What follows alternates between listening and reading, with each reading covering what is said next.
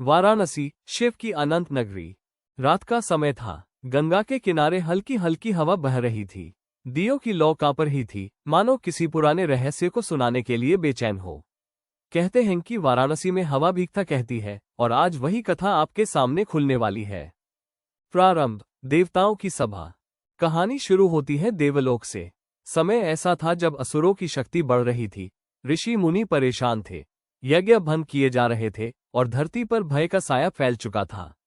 देवताओं ने मिलकर ये तय किया कि अब एक दिव्य निर्णय की जरूरत है। सभी देवता कैलाश की ओर रवाना हुए। कैलाश पर महादेव समाधि में थे।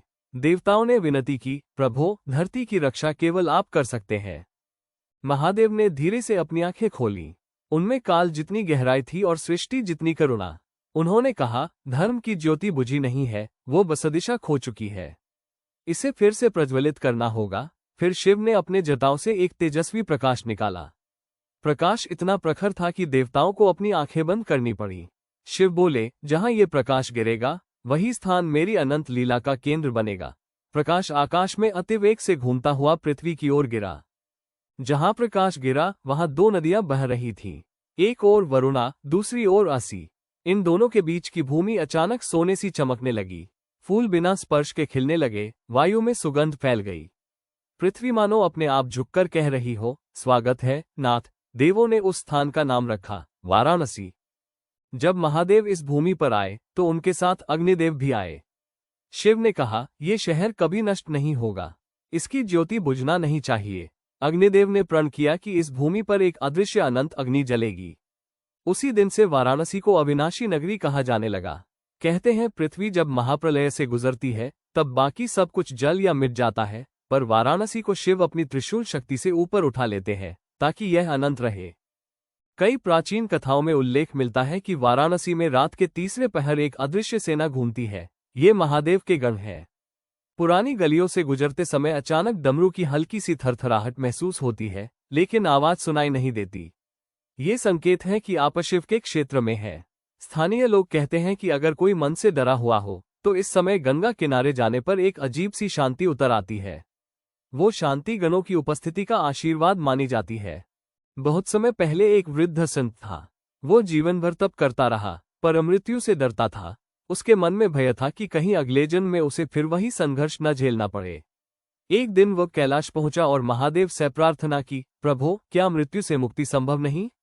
महादेव ने उसे वाराणसी ले जाकर गंगा किनारे खड़ा किया।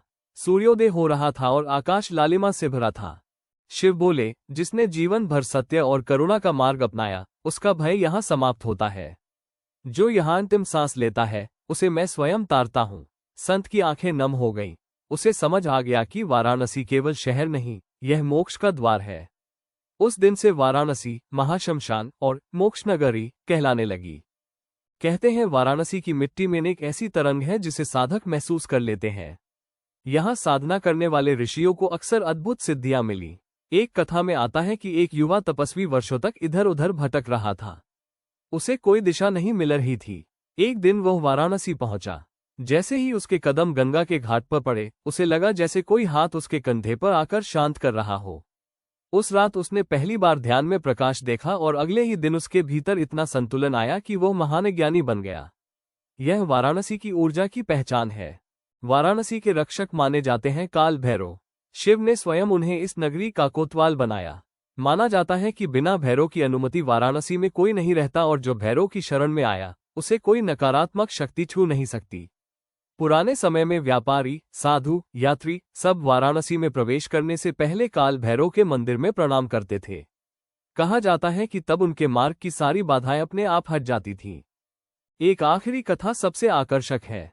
कहते हैं कि जब सृष्टि का अंत होगा, महादेव स्वयं त्रिशूल उठाकर वाराणसी को एक अलग आयाम में सुरक्षित कर लेंगे। इसे त्रिकाल रक्षा कहा जाता है। यही कारण है कि वाराणसी को अनादि और अनंत माना जाता है। ये केवल धरती का शहर नहीं है, ये काल से भी परे है। आज भी जब कोई मनुष्य थका हारा गंगा के घाट पर बैठता है, तो उसे लगता है जैसे कोई अदृश्य शक्ति उसके सिर पर हाथ फेर रही हो। कहते हैं ये शिव की कृपा है। हर घंटे मंदिरों की घंटियां गूंजती है। हर शाम गंगा आरती की लौ ऐसी चमकती है मानो पुरानी कथाएं फिर से जीवित हो रही हो। वाराणसी सिर्फ घूमने की जगह नहीं है, यह वो धाम है जहां जीवन और मृत्यु दोनों एक साथ बैठकर गंगा की लहरें सुनते हैं। और शायद इसी कारण कहा जाता है, जो काशी में है वो शिव में है, और जो शिव में है उसे भय नहीं। आप क्या मानते हैं? नीचे कमेंट में अपना विचार जरूर बताइए। अगर आपको ये रहस्यमयी कहानी पसंद आए तो वीडियो को लाइक करें, चैनल को सब्सक्राइब करें और ऐसे ही अनसुने पौराणिक रहस्यों के लिए जुड़े रहें इंडियन मिथिक अनटोल्ड हिंदी के साथ।